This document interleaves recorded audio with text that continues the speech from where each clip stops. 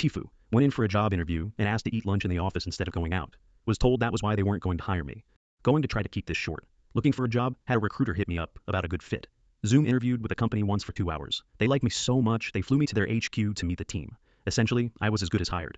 The flight in was rough as hell with the person in front having their seat down and my knees getting grinded by metal while we bounced around in the air. After 4 hours, we landed and I went right to the hotel room to sleep.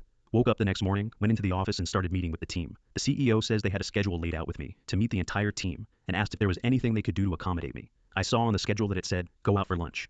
My knees still hurting from the flight, I spoke up and said, is there any way we can do a meet and eat here in the office? He said, I guess, with a confused look on his face, then excused himself and exited. The CFO followed suit and left, while I remained behind with a revolving door of team members coming in to talk with me. Closer to lunch, the CEO stops back in and says, I really think you need to take the team out to lunch. It will be good for you to bond.